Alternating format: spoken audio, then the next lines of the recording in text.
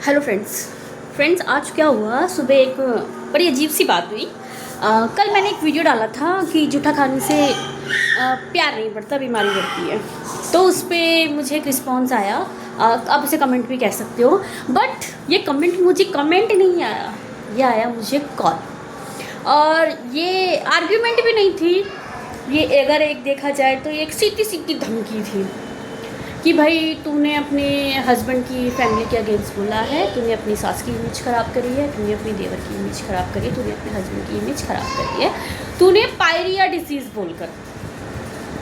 पहली बात। दूसरी बात, मैं तेरे हस्बैंड से इस बारे में बात करूँगी उसने कैसे बर्दाश्त किया कि उसकी मदर की जो है वो ऐसे इंसल्ट हो, ठीक है, और वो कैसे बर्दाश्त कर सकता है।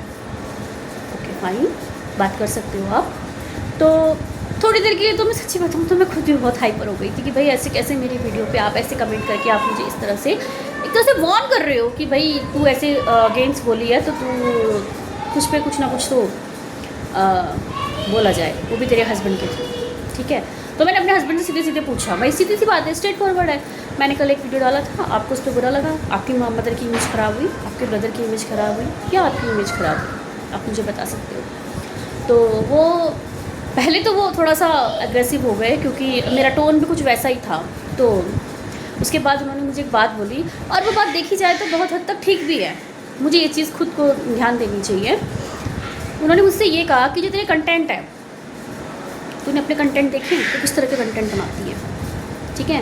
तू मतलब तू कंटेंट जिस तरह के बना रही है, तुझे कमेंट भी तो उसी तरह के आएंगे ना। अब तू अगर किसी के अगेंस्ट बोलेगी तो तुझे वो जो बंदा जिसके अगेंस्ट तो बोल रही है उसका भी तो रिप्लाई आएगा ना। तो तू इस पे इतना ज़्यादा ओवर रिएक्ट क्यों कर रही है, ठीक है।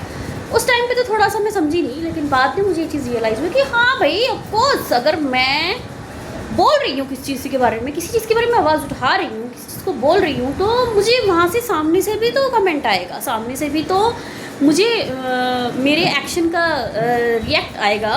तो मुझे उस चीज़ के लिए प्रिपेयर रहना चाहिए। आचार्य प्रशांत जी एक बात बोलते हैं कि आप जब तक मीठे हो तब तक आप अच्छे हो, जहाँ से आप नीम के लड्डू बन गए वहाँ से आप बहुत बुरे हो। आचार्य प्रशांत जी की एक बुक है नीम के लड्डू, आप उसे पढ़िएगा ज़रूर।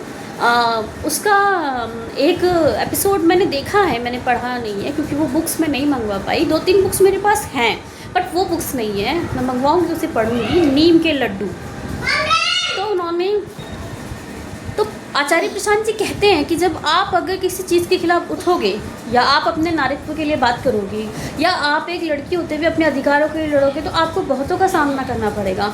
और अब शुरुआत होगी आपकी अपने घर से, ठीक है। तो आपको बुरी चीज़ें अपने ऊपर लेनी पड़ेंगी, उन चीज़ों को झेलना पड़ेगा, उन चीज़ों से आपको डील करना पड़ेगा। तो मैं 2 चीज़ें बहुत क्लियर कर दूँ।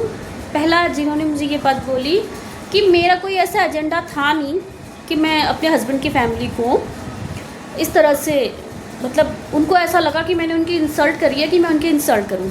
पहली बात, ठीक है। डिजीज़ सबको होती है, मुझको भी है, सबको है। तो अपनी डिजीज़ को अगर तुम इतना बड़ा हवा बनाओगे तो वो आपका प्रॉब्लम है, मेरा प्रॉब्लम नहीं है, ठीक है। दूसरी बात, मैं जितने भी अपने वीडियोस बनाती हूँ सब में एक ना एक टॉपिक लेकर आती हूँ जो कि मुझे लगता है कि मुझे डिस्कस करना चाहिए, और मैं आगे भी करती रहूँगी। किसी को प्रॉब्लम है, कोई बात नहीं, आज एक कॉल आया, आप मुझे 10 कॉल कर सकते हो।